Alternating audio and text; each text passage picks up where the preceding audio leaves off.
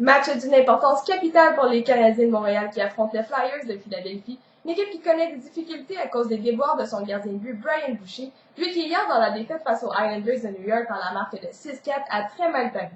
Eh bien, ça va tellement mal chez les Flyers qu'on doit revenir avec Brian Boucher ce soir tellement on manque de ressources.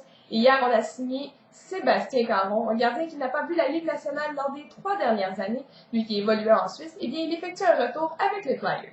Du côté du Canadien, Yaroslav Spacek et Sergei Kostin ne seront pas de la formation, eux qui sont tous deux blessés. C'est donc dire que Mike Maxwell retrouve la formation du Canadien et que Marc-André Bergeron évoluera à titre de défenseur.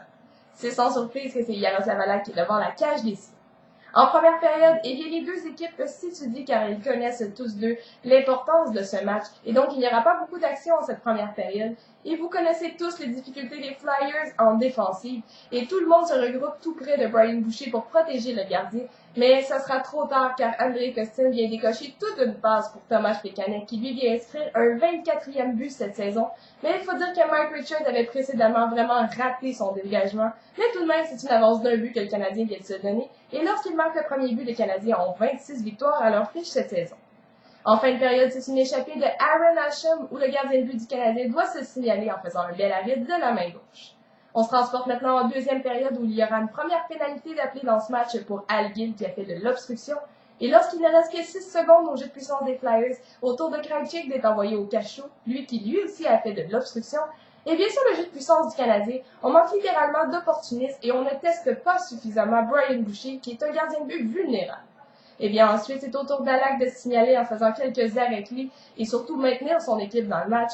Et Daniel Brière et Andrei Markov seront tous deux chassés en fin de deuxième période pour bâton élevé. C'est donc dire qu'on évolue à 4 contre 4. Mais les Flyers seront repris en défaut et donc ça sera un 4 contre 3 à faire au Canadien qui pourra prolonger son jeu de puissance en troisième période. Et bien, après ce jeu de puissance infructueux en troisième, au tour de Benoît Pouliot d'être envoyé au cachot, alors que les arbitres venaient d'en rater une car les Flyers étaient à 6 patineurs sur la glace. Et bien, tout de même, c'est un jeu de puissance pour les Flyers où le Canadien va vraiment avoir chaud car James Van Riemsdyk croit bien avoir nivelé la marque. Mais bon, le but va être refusé sans équivoque car tout de même, il avait touché la rondelle beaucoup trop haut. C'est donc toujours 1-0 en faveur du Canadien. Eh bien, Tricolore va vraiment se faire dominer en troisième période par les Flyers qui prennent le contrôle de cette période. Et tout de même, c'est le gardien de but Yaroslav Halak qui va faire le boulot à lui seul, repoussant 14 tirs en troisième période contre 3 seulement pour Brian Boucher. Eh bien, Yaroslav Halak va jouer le même tour que Cam Ward a joué au Canadien lors de la défaite face aux Hurricanes de la Caroline, en signant une victoire à lui seul et même une victoire par jeu blanc. Ça sera un 4e jeu blanc pour lui cette saison dans une victoire d'1-0 pour le Canadien, qui se sauve avec 2 points au classement très important et qui retrouve les Sabres de Buffalo dès demain.